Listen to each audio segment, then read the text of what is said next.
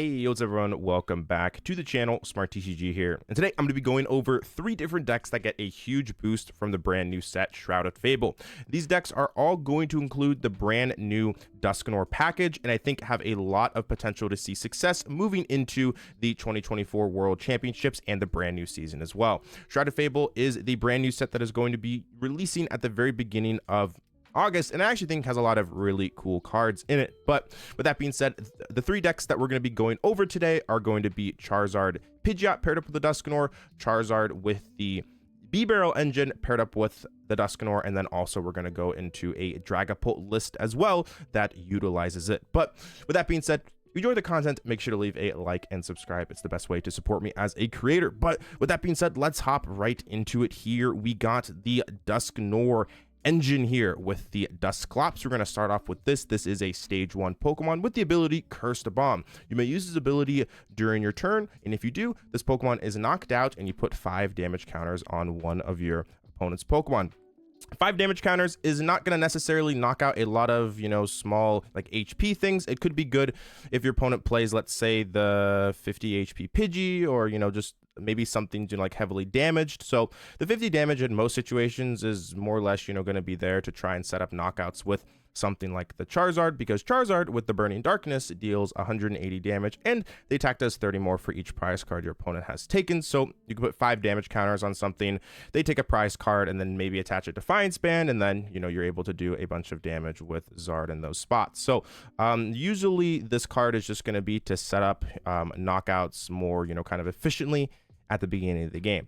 The one that's really interesting is going to be the Dusknoir. Dusknoir has the same name as the Dusclops' ability with the Cursed Bomb. You may use this ability during your turn, and if you do, this Pokemon is knocked out. So exact same effect. However, instead of putting 5 damage counters on one of your opponent's Pokemon, you get to put 13, which is a lot. That's a lot of damage, especially in a format where there's so many setup based decks. Like we look at it, for example, things like Charizard, decks like Dragapult, we have Gardevoir, Lost Zone Toolbox. There's so many different setup based decks that at the beginning on like those first and second turns, they have a lot of small HP Pokemon. So being able to take a knockout with this is very, very solid. Also, forcing them to take a prize card is nice because it can set up things like Counter Catcher as well, and also powers up the Burning Darkness.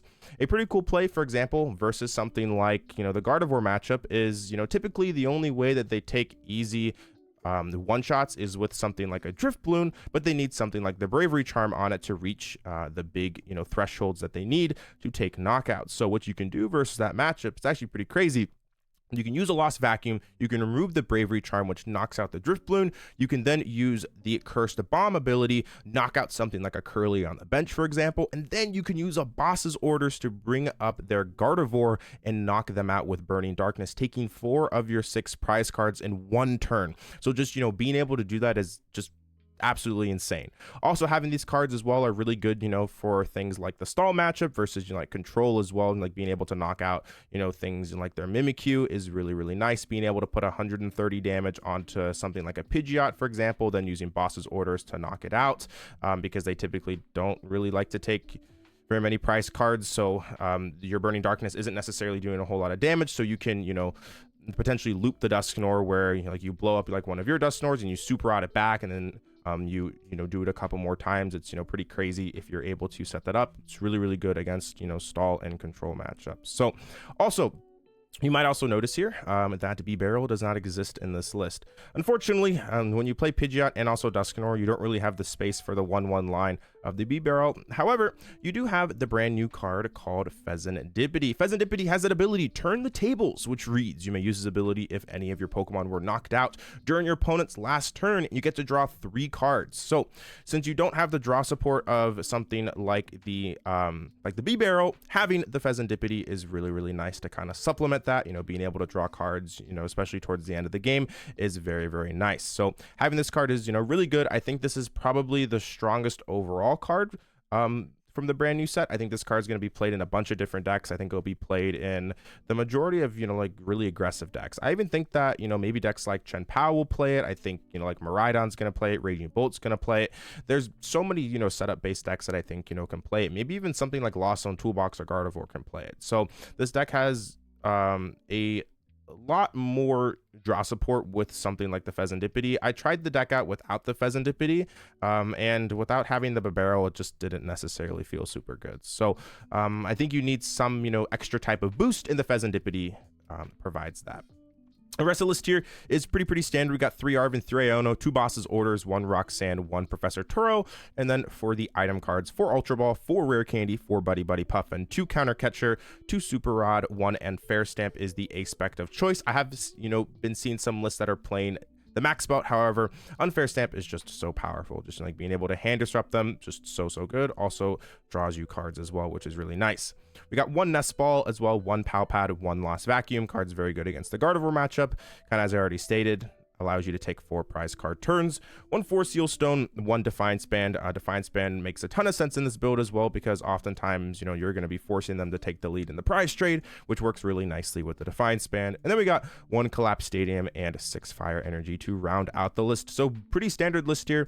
I will say the reason why I think you got to play the 60 HP Pidgey is specifically for things like the mirror match. Also nice versus Lost Zone as well. If you have a 7 HP Charmander and a 60 HP bird out, then they can't Sableye both of them, which is nice. But specifically, if you play the 50 HP one, you put yourself at a pretty big disadvantage against something like the mirror match, just because getting the Dusknoir out on turn 2 can be a little bit tricky, because you have to commit your rare candies to your Charizards and your Pidgeots, in most circumstances. However, getting Dusclops out isn't necessarily super hard. So I think that you definitely need to play the 60 HP ones. It kind of feels unfortunate not having access to Call for Family, because Call for Family is just such a powerful attack. However, that 10 HP really can make the difference. All right, next up here, we're going to go over the Zard B-Barrel list that I have made here. I think that this build has a decent chance of actually being, pretty good. Having the Technical Machine evolution makes a lot of sense. You can use the TM, get, the B-Barrel up, get a Charmeleon up, or you can maybe get a Charmeleon up plus, like a Dusclops, and then go into turn 2 like Dusknoir, which is, pretty cool. You also have the Fezandipiti as well for extra draw support. You could potentially play Squilvet over something like the Fezandipiti, but I think the Fezandipiti is, really cool in this list. But I'm starting off here. We got the 2-1-1 Charmander line. I felt, kind of mentioning just having this one, there's really no downside to having this. Something like the Blazing Destruction really doesn't come up in most situations, because cards like Path of the Peak rotated out of the format. So having the Ember one really doesn't hurt. Can be nice versus the Gardevoir matchup, I guess occasionally, but yeah. And then the 60 HP one, I just have one. I mean, Heat Tackle's sometimes okay. Versus decks like Gardevoir, for example, it can be nice. However, playing more than that just kind of feels like a liability. We got double Charmeleon as well. You could potentially play the other one if you're trying to have an even better stall matchup. The Heat Tackle one that does 70. You could potentially play that one, or actually the Heat Tackle one. I actually don't even think it does 70. It does more than that, right? Charmeleon, yes. It does 70. Never mind. Yes, it does 70. I kind of forgot about this one. This one hasn't seen a whole lot of play, but yes, this one does 70. The Fire Blast one does 90. I would definitely, consider playing this one, just because Fire Blast takes 3, and that's kind of difficult to do. So if you're really trying to beat stall, you could potentially play, this one as well. Pair this up with the Dusknoir. You could maybe knock out something on the bench, and then, use the Heat Tackle to knock out something like the Mimikyu. So that card can be pretty good too. 3 Charizard EX, pretty standard there. 3-2 of the Bibarel line, 1 Radiant Charizard, and then 1 Manaphy. And then we do play a 2-2-1 of the Dusknoir line, so a little bit of a thicker count of the Dusknoir, simply because you have the Technical Machine, which allows you to, consistently get them out. So rest of the list here, we got 4 Arven, 2 Iono, 2 Boss's Orders, 1 Professor Turo scenario. We got 4 Ultra Ball, 3 Rare Candy, 4 Buddy-Buddy Poffin, 2 Counter Catcher, 2 Super Rod, 1 Unfair Stamp as well. Just having the draw support is just so nice in this deck. So having Unfair Stamp, in my opinion, makes a lot of sense. We got 1 Nest Ball as well, 1 Pal Pad, 1 Lost Vacuum. And then we got Defiance Band and 2 of the Technical Machine. I consider just playing 1, because you do technically play the 3 Rare Candy. However, there just have been, some games where I've really needed the TM and I, don't have it. And then I have to rely on getting Rare Candies, and, finding Rare Candies can sometimes be a little bit tricky. So I felt like the second, TM, just, for consistency purposes, in my opinion, makes a lot of sense. And then 1 Collapsed Stadium and 6 Fire Energy to round out the list. So yeah, this is the list here. I think this deck is also quite nice, and it's something that I'm going to be testing out. Now, moving on here, we have the last build of a deck that plays Dusknoir here. So we got this build here. We got ourselves a Dragapult EX with that Phantom Dive, dealing 6 damage counters on your opponent's bench Pokemon in any way you like. So this is clearly a spread deck, which means paired up with the Dusknoir, you can commit tons of damage onto the field. With a Dusknoir plus a Phantom Dive, you can deal 200 to the active and then another 60 and then the extra 130, meaning you're effectively doing 390 damage to your opponent's side of the field, which is pretty devastating. I mean, there's a lot of, really cool combinations that you can pull off. Like, once again, pairs up really nicely with the counter catcher, as well as you can give them a prize card, potentially counter catcher something up, and you can make some pretty crazy plays. I also think that if you play something like the Dusknoir, you want to play the Alakazam, just simply because I guess like the manipulation of the damage on the field, I think, is significantly more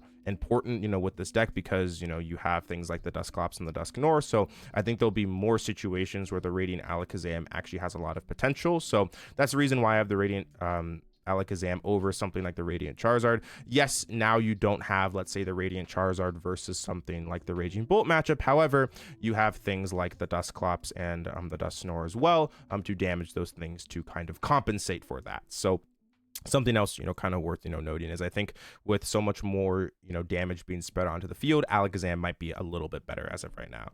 We don't have the Barbaro line as well, like, once again, so we have Fezandipiti, so just having this makes a lot of sense. Pretty similar package here, as we got the 4-2-3 line, 2-2 Pidgeot, 1 Manaphy, and then the Dusknoir line here, 2-1-1, and then 1 Fezandipiti, 1 Lumineon, 1 Rotom, 1 Alakazam, as already stated. 4 Arven, 2 Iono, 1 Professor Turo, 1 Boss, and 1 Mela as well.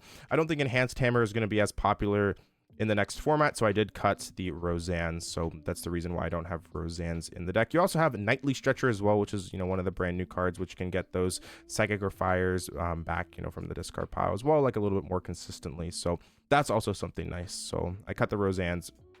I don't think you necessarily have to play it. However, if you wanted to play Roseannes, I would probably cut the Nightly Stretcher.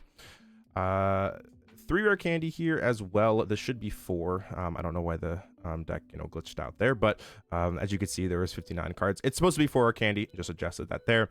4 Ultra Ball, 4 Buddy-Buddy Poffin, 2 Counter Catcher, 1 Nest Ball, 1 Pal Pad, 1 Earthen Vessel, 1 Super Rod, 1 Technical Machine. De-Evolution is even stronger now with things like the Cursed Bomb. For example, if you're playing against a Pidgeot build that plays the 50 HP ones, you can use a Cursed Bomb, put 50 on Pidgeot, then you can Devo them. Just some pretty crazy plays that you can make with that.